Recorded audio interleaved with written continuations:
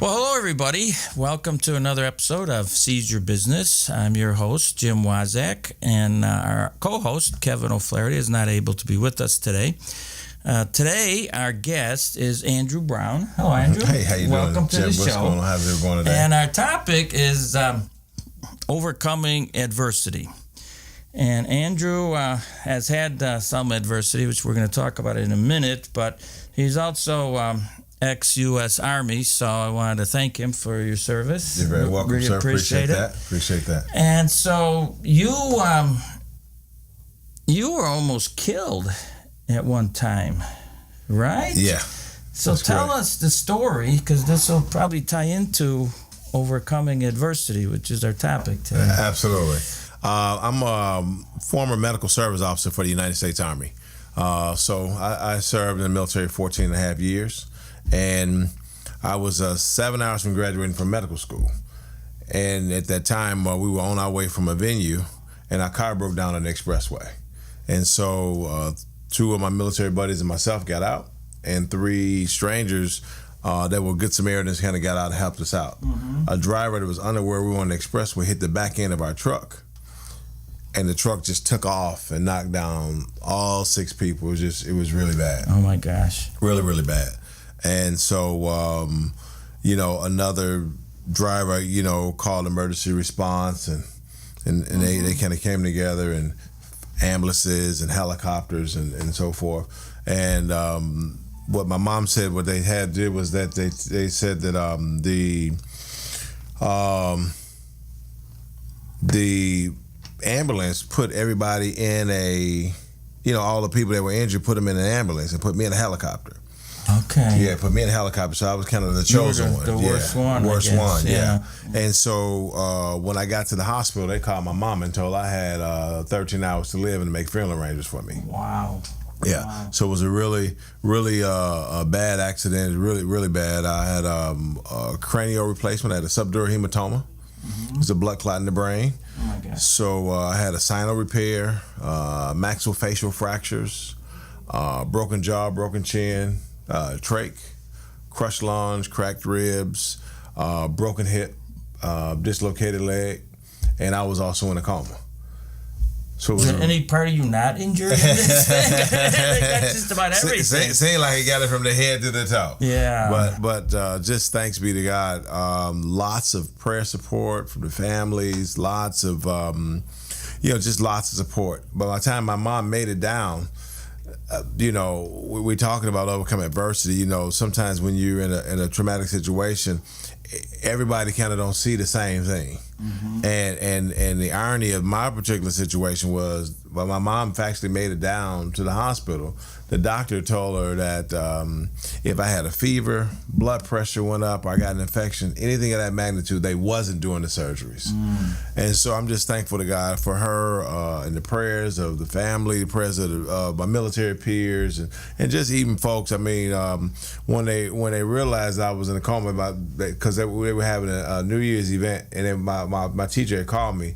By the time they had called, they told them I was in this traumatic event. Man, they had sent it out on the email and was calling people. So it was wonderful to know that people around the globe was embracing me, and trying to, so it was really good. Yeah. So then you said it took you like 2.5 years or something before you could walk and talk and sort of function again? Yeah. So the interesting thing that happened, Jim, was this. When I came out of surgery, I still was in a coma. The doctor gave me 24 to 72 hours to live. So just wasn't but a miracle from God. God had His hand on it, and I thank God for it. He decided that I had some more work to do. I guess so. I mean? Cause and you've turned this into a book, Overcoming Adversity. And Your Dreams Matter. And tell us about the book a little bit. So Overcome Adversity, Your Dreams Matter. The segue of it is you can overcome anything if you believe and try. That's the takeaway for the people. And what I wanted to do in Overcome Adversity was to be able to share my story and just have various threads in it in terms of just how life is, whether it's having a dream. And like I had a dream. I was 14 years my military career. I'm third generation military. I'm the first military officer. Okay. So I'm well on my way. Yeah. So whether you have a dream and you're pursuing a defining moment, and something happens in that space, it talks about family and their support and how family approach things in an adverse manner, but how they bring a unique gift and talent to really support the whole. And it just talks about just kind of life in general, facing those defining moments, right? When you can, because there's something, I believe, Jim, that everybody has something very special. Right. And they have something very special, right?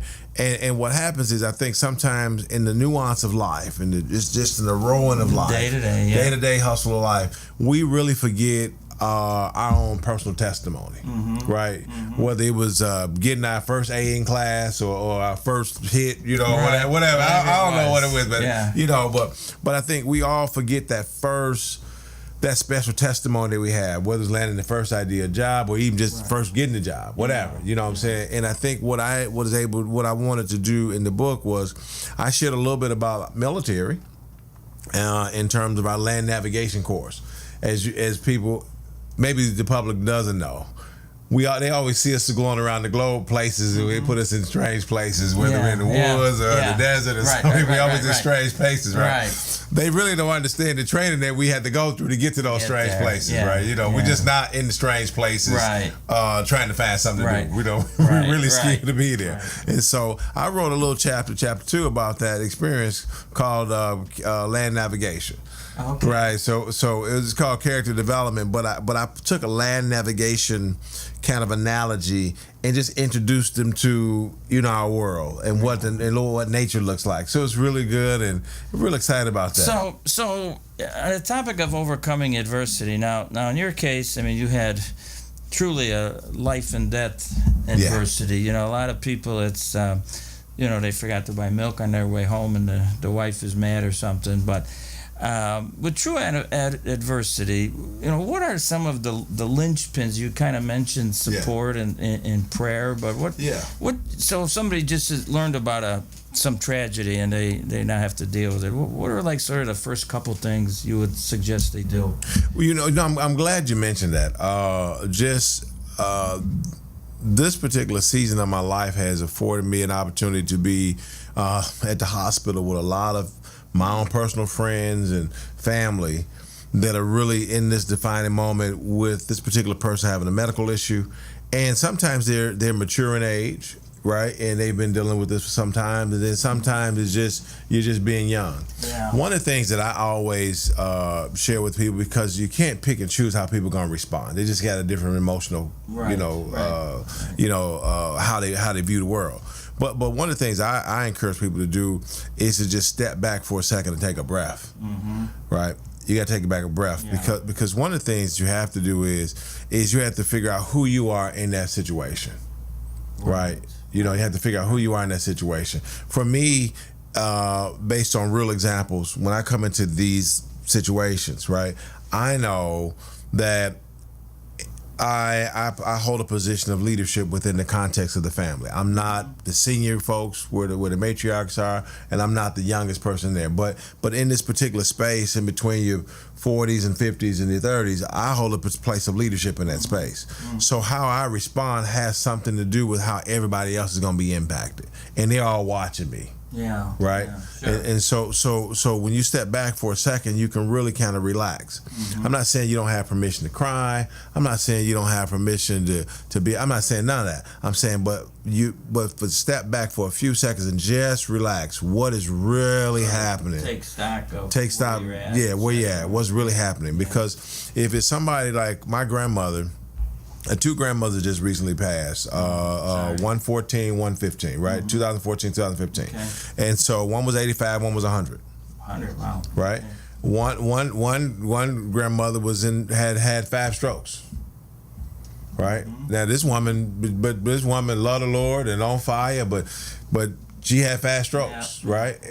She had, was it something I could really change the context of? Not really. Yeah, right. But did I talk to her in the midst of a lot of these different strokes experiences that she had? Oh, absolutely, right? Mm-hmm. What did I come to the house to help her out when she fell? Absolutely, you know what I mean? So, but in the context of her health, that wasn't nothing I could really do to change the dynamics of her health per se. Right. You follow what I'm saying? Yeah. So in that space, I had to come back to the things she kind of taught me about, right? And having a spiritual balance, right? And she told me, like God is in control. He gonna have. Yeah. So I had to relax on what she told me and just be supportive. Right. My grandmother, who was 100 years of age, wonderful woman, spirited. What I mean? But she lost her vision. Right, you know what I'm saying? So two different people, two different things. My grandmother's 85 years old. Her last day, she 18 months she couldn't speak anymore. She lost her voice. Yeah. Right. So the last time she had a voice was when we had a family reunion. That was the last time she had a voice. After that, voice gone. Yeah. So it's just a matter of one of the things that helped me out when I was writing the book, I had spent a lot of time in prayer, and a lot of time in reading the Bible, and a lot of time, getting some context around what was going on in my world, because my best friend died. Okay. So I'm rationalizing now him versus me. Mm-hmm. So that's a conversation that nobody can't really help me with. I got to take some time back out. I got to step back and get some spiritual counseling on that. You know what I mean? Right. So one of the things that God was telling me was, he said, I chose you for this particular event. Mm-hmm. And that was out of like Isaiah 49:1. It's like, hey, I chose you. Mm-hmm. So once now, did I want to say, well, man, what about the accident? All the pain, all the Viking. I got 60 screws in my body. I got 40 in my skull, 7 in my 13 in my hip. I've been through a raw experience, right? Yeah. All that. Did I need to do all that? No. The other alternative is you could not be here. Yeah, right. Right? Exactly. So no, you here, I got you. You right? And so the ideal of it is, I think, to step back just for a second, process it. Right. Sometimes process what the person has really shared with you. Mm-hmm. Bring that into focus. You know what I mean? Who am I in the space? Right? Well, I know in your main work, you're helping people financially. Yeah. And I think one way people can probably be somewhat prepared for overcoming adversity is to have a financial plan in place. Absolutely.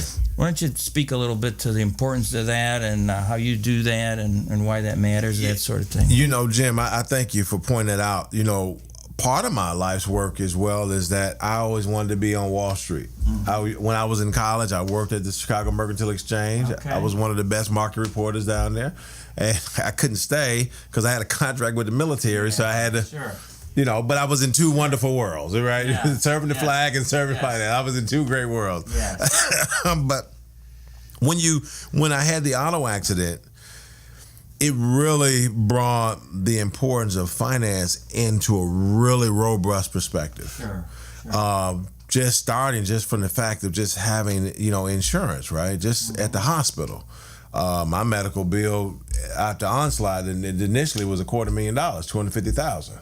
Right, and so you're talking about surgeries. You're talking about 7. I had to have 4 surgeries while I was in the coma. Mm-hmm. Then when I came out of the coma, I had to have 3 more surgeries. Mm-hmm. And so you're talking about surgery. You're talking about medevac care. You're talking about transportation. You're talking about prescriptions. All that care. All those doctors. All those specialists.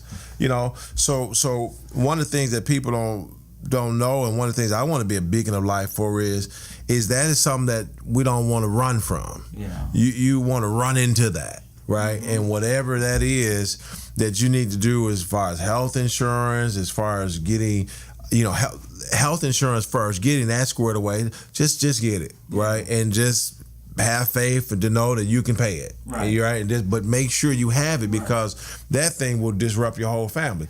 Well, and excuse me, but you make me think of something else, that even a younger person should have like a medical power of attorney. Yes. Because while you were in a coma, somebody had to be making these decisions, and that's, of course, obviously something Kevin can help with. But super. So what else do you work on with people? So having this financial plan. So having the financial plan. So what I look at it, how I look at it in terms of now is financial education. So we really kind of look at the 4 tiers of protection, debt management, emergency fund, and investments.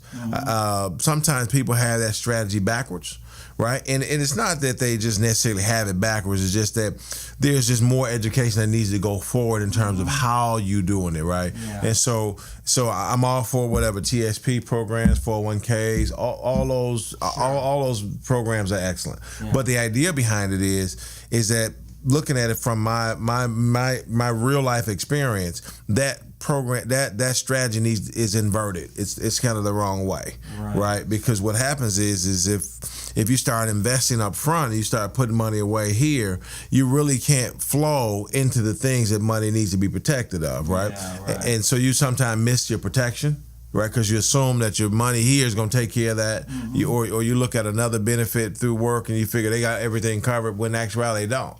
So when I initially came back and talked about protection, even for insurance, right? And there are a variety of styles of insurance, and we can't talk about all of those things right now.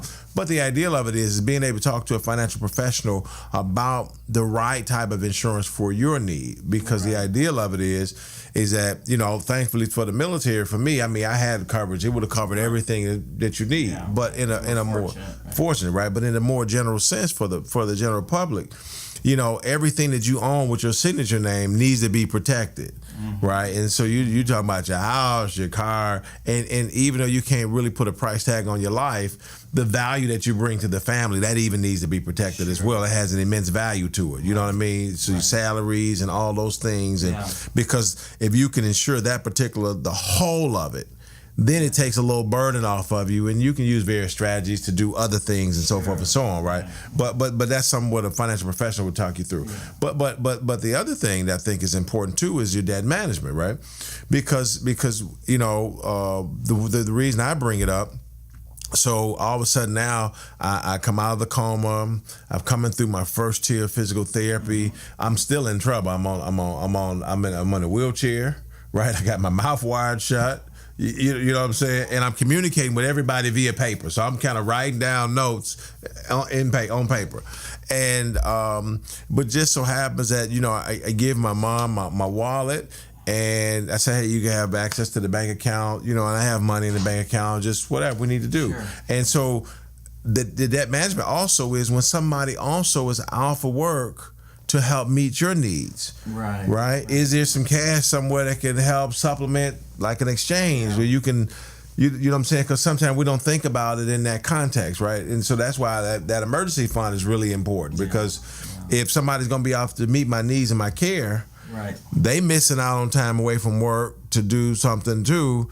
And it may not necessarily fit up under the parameters of what they were considered to be something to be off of. You know what I'm saying? So it's just something to think about. But the ideal of it is that the bills still need to be paid. Everybody needs to be paid. Then who gets paid? When do they get paid? You know what I mean? What do we need to get rid of? And then all the other stuff that's kind of coming towards your way gradually. So there has to be like a debt management strategy in place that people should consider. I think that in closing, I'll just say that I think a lot of problems in our society that are attributed to other things really stem from the lack of a financial understanding and how to manage money and debt and all that. And if we could solve that, I think we'd go a long way. So my hat's off to you for the work you're doing. Absolutely. And I just want to share the last bit. The most important part of all of it too is the estate planning part, right? And I know that Flaherty Law can add some value in that space in the estate planning, but that's still a conversation that